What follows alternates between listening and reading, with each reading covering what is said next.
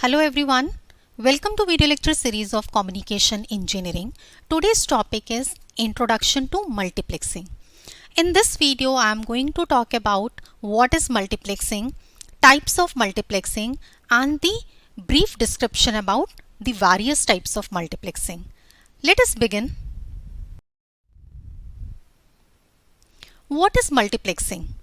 Multiplexing, this is a very common term which is used by all the engineers whenever you are studying the communication and all. So it is a process of combining multiple signals into a single over a shared medium. Here the medium is shared. As you know that the signals may be analog signal or digital signal. So if analog signals are multiplexed, then the type of multiplexing is known as analog multiplexing. And when digital signals are multiplexed, then it is known as a digital multiplexing. And multiplexing is a very important, a key feature you can say for all commercial long distance communication system, whether we are talking about satellite communication or optical fiber. So this is a very important feature. Multiplexing was first developed in telephony, where a large number of signals were combined and they are required to send through a single cable. So there it was developed firstly. And the process of multiplexing, it divides a communication channel. A single communication channel is available over there. So it divides a communication channel into several number of logical channels, depending upon which particular technique the multiplexing is being done.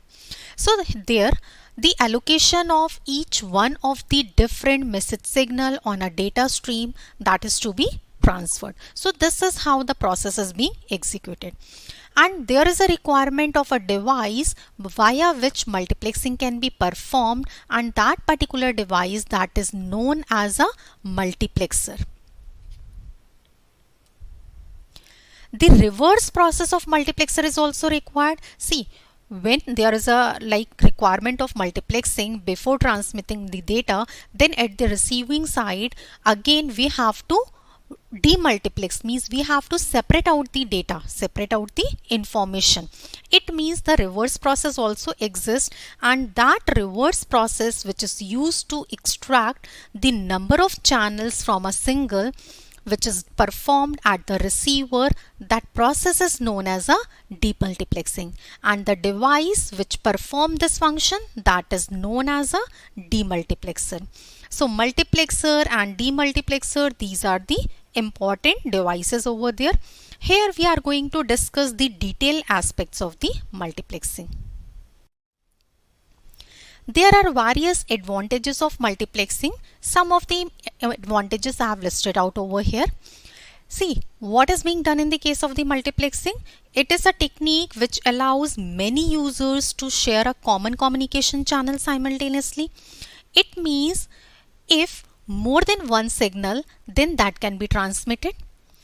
It can utilize effectively the bandwidth of a communication channel, and it also reduces the cost. So these are the major advantages of the multiplexing. There are two types of multiplexing, two major types of multiplexing techniques.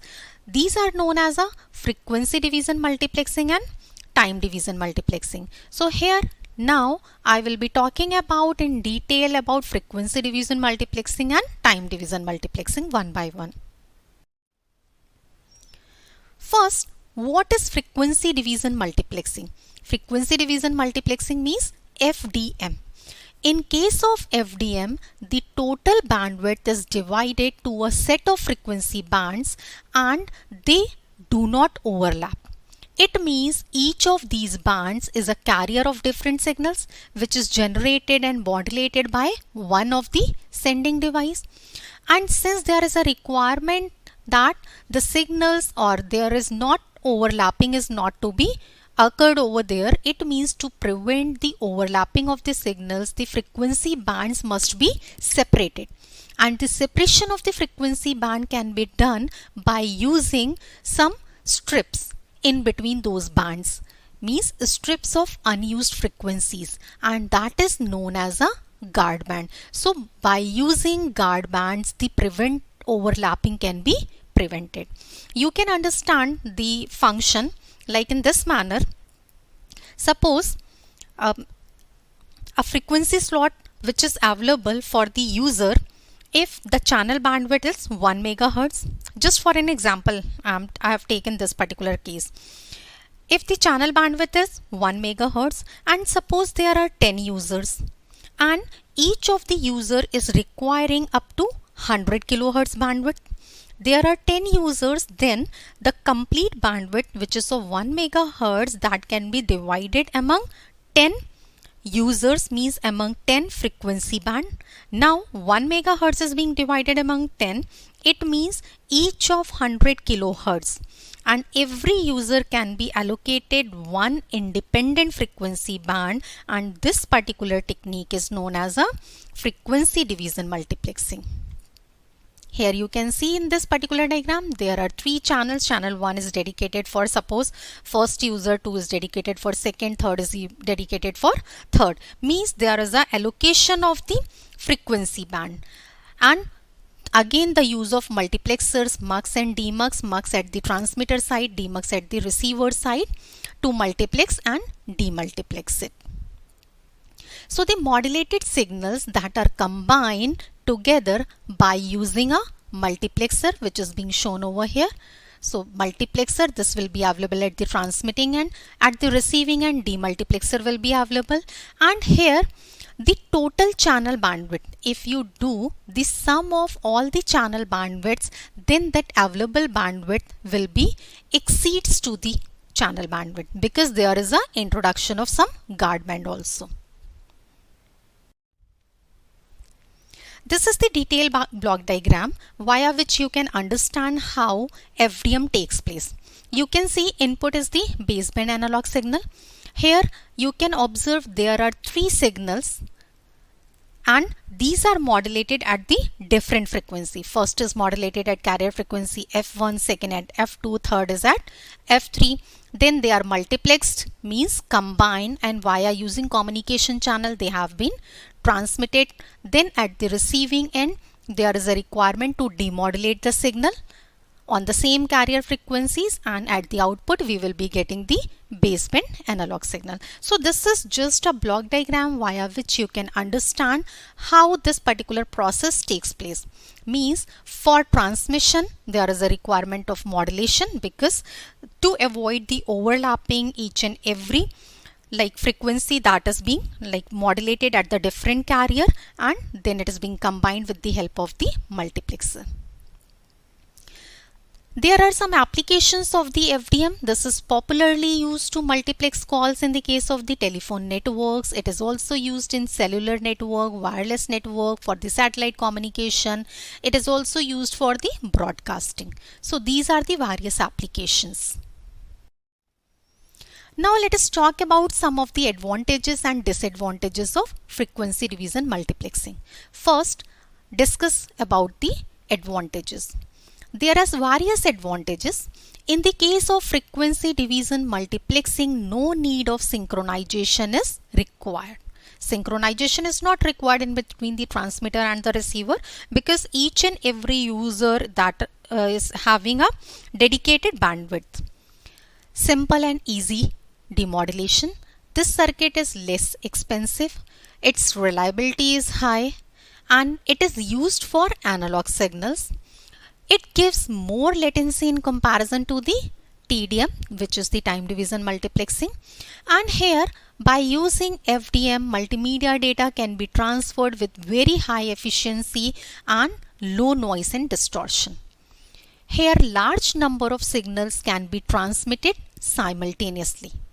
Right? So these are the various advantages. There are some disadvantages also. There may be a problem of crosstalk, means overlapping. Frequency division multiplexing is used only when a few low speed channels are desired. In this particular case, in the case of the FDM, intermodulation distortion takes place. Designing implementation of circuit is relatively complex in comparison to the TDM. It requires more hardware. More hardware is required in this particular case. It provides less throughput and it don't have the dynamic coordination. In this particular case, as I've discussed the detailed block diagram, you have seen there is a requirement of modulator and number of filters. So it makes the circuit relatively complex. And FDM system, it needs a carrier wave. As I've discussed in that particular block diagram, there are 3 carrier waves have been taken out, F1, F2, F3. So there is a requirement of a carrier wave. Now let us talk about the time division multiplexing. This is also a very interesting multiplexing technique. What happened? See, till now you have studied about the PAM, PPM, PDM. PAM is pulse amplitude modulation, pulse position modulation. PDM also we have discussed. So you have observed over there that the pulse is present for a short duration. Means one pulse is present, then second pulse is present after a certain time interval. So you can observe over here, for most of the time between the 2 pulses, in these 2 pulses, no signal is present, signal is not present over here. So this free space between the pulses can be occupied by the pulses from the other channel. And this particular process is known as a time division multiplexing. And time division multiplexing, it makes maximum utilization of transmission channel. This is the beauty of the TDM. So what happened, what I have told you, a multiplexing technique in which multiple data signals can be transmitted over a common communication channel in different time slots. That is known as a time division multiplexing. And it allows division of overall time into various fixed length time slots. And a single frame that is said to be transmitted. See here I am talking about one frame. One frame means when its all signal components get transmitted over the channel once. This the frame concept in the case of the TDM you can understand with the help of this particular diagram. Here you can observe that one frame corresponds to the time period which is required to transmit all the signals once over the transmission channel. And here you can observe that we have total 4 messages, message 1, 2, 3 and 4. So all the 4 messages have to be transmitted. It means one frame will corresponds to the time period which is required to transmit all the 4 signals once on the channel. So the TDM system can be used to multiplex analog or digital signals, but it is more suitable for the digital signal multiplexing. It is commonly used for the digital signal multiplexing. This diagram, with the help of this diagram, you can understand the working principle of the TDM. Here you can see on the source there are 1, 2, 3, 4 n sources are available over here. First, all these n sources have to be multiplexed at the transmitting side. Then the information or the signal is being transmitted or carried by the channel high speed transmission line. Then at the receiver side, all these signals have to be demultiplex, means these signals have to be extracted. So at the destination we will be getting 1, 2 up to n. The original information we will be able to extract. So a frame which is transmitted at the time, that is composed of 1 unit of each source, right? As these units are entirely different from each other, it means the chances of unnecessary signal mixing can be eliminated. And when a frame gets transmitted, frame means combination of all the message signals which have been transmitted once. So when a frame gets transmitted over a particular time slot, the next frame which uses the same channel to get transmitted, and the process will be repeated until and unless whole signal or information is not being transmitted. So this is how you can explain the working principle of TDM. Now let us discuss the advantages and disadvantages of time division multiplexing. Advantages of time division multiplexing. less hardware, circuit is not very complex, and full bandwidth of channel can be utilized over here. This is what, because here maximum utilization is being done by allocating the signal which is being available. It has dynamic coordination. It provides more throughput than the FDM. It is mainly used for digital signals. It gives high efficiency and it does not need any carrier wave. Here none of the carrier is being required, and no intermodulation distortion. So these are the various advantages. Some of the disadvantages of time division multiplexing technique: it needs synchronization. Synchronization is required because the samples from each and every source is being combined, that is to be extracted at the receiving side. Then second sample from each and every source will again be combined. So there is a requirement of the synchronization in between the transmitter and receiver. It provides less latency than FDM. Address information and buffer is required over here. Complex to implement in comparison to the FDM. So this is what in comparison to FDM. And due to slow narrow band fading, all the TDM channels may get wiped off. So these are the various disadvantages of time division multiplexing. Thank you so much for watching this video.